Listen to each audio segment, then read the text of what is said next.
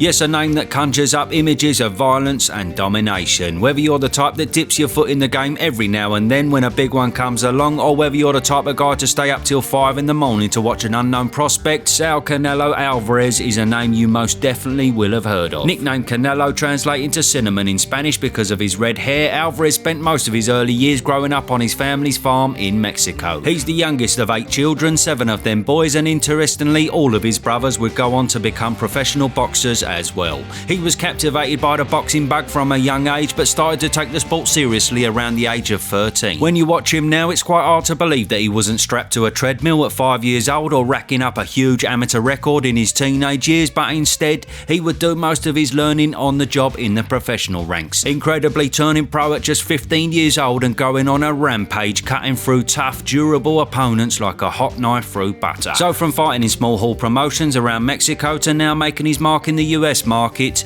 Alvarez started to make waves in the division. And in just over a decade on from his professional debut, Canelo eventually earned himself a shot at the top dog, the one, the only Floyd Money Mayweather Jr. So at this point in his career, Mayweather had already defeated the likes of De La Hoya, Ricky Hatton, Zab Judah, Shane Mosley, and was arguably at the peak of his game. But there was a sneaky suspicion in Team Alvarez that the young, hungry, spiteful newcomer could maybe, just maybe, be the kryptonite to Mayweather's impenetrable technical fighting style.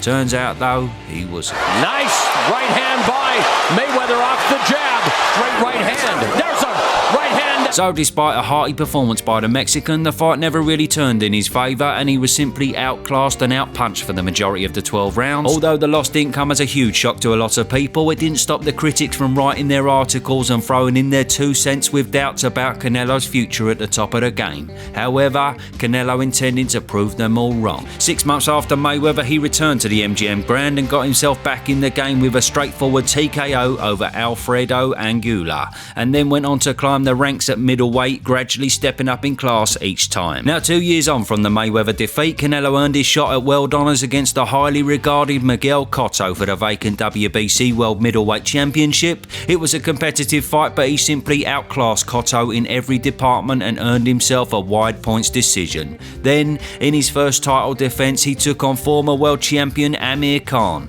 The Mexican was a big favourite beforehand, but what he did on that night would send shockwaves throughout the boxing fraternity. Oh, it certainly is now. Huge right hand and Khan down.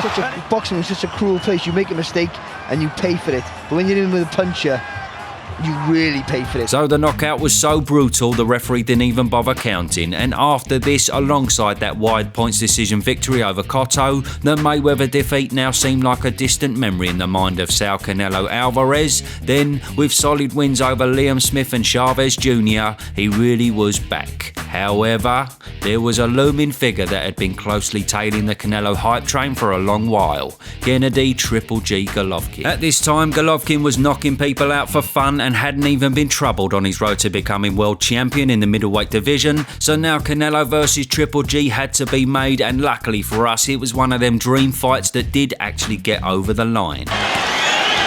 Just edging a little bit close. It was a scoring shot. Alvarez just... Oh! 114, a three-way split. Draw. Now Canelo promised a Mexican-style fight, but somewhat unlike the man himself, he didn't quite produce that performance. Golovkin, on the other hand, was the main aggressor, and many feel Triple G was very unlucky to not get the decision that night. Adelaide Bird and the worst scorecard of all time certainly didn't help things. Anyway, after some controversy outside the ring surrounding a failed drug test by Canelo, the rematch was then rescheduled for September the 15th at the T-Mobile Arena in Las Vegas. And this time, Canelo did produce the Mexican-style fight he promised. Oh, great shot. Good uppercut, Golovkin. Alvarez has come in the face. Oh, this and a lovely uppercut.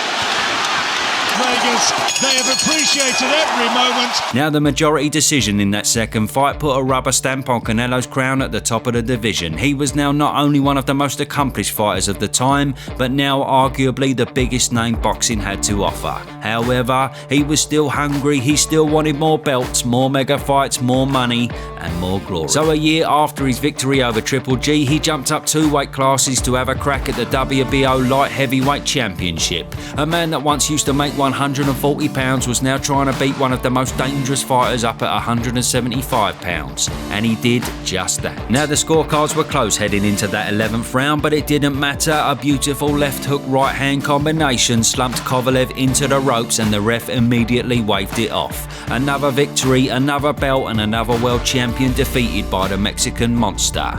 Now, big fights and big nights continue to be the theme for Canelo's career as he picked up where he left off before Kovalev, dismantling highly regarded undefeated fighters like Callum Smith, Billy Joe Saunders and Caleb Plant. Unofficially, this was peak Canelo, who was looking unstoppable. However, what goes up must always come down. Canelo stood pretty at the very top, and the task of beating him seemed too steep of a mountain to climb. However, there was one man who fancied his chances, and his name was Dimitri Bivol, a top contender, a fearsome technical fighter in the light heavyweight division, but still only a few in the boxing world actually gave him a chance in the fight. Bivol, on the other hand, was more than happy to shut up all the naysayers. Bivol's team predictable with the right hand. They felt, but you can see him.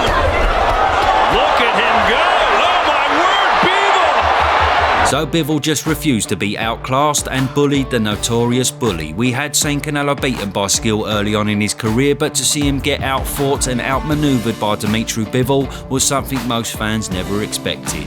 It was close on the scorecards, but it was a clear victory for Dimitri Bivol on that night. He had shocked the world and handed Canelo his second defeat. So at this point in his career, Canelo had nothing to prove to nobody. He had achieved pretty much all anyone can achieve in the sport, but he was nevertheless still disheartened by the loss and was reluctant to make any strong comment on the next move in his career. Then out of nowhere, in true Canelo fashion, he jumped straight back in the bullpit with Golovkin for their third fight and got back in the win column in decisive fashion.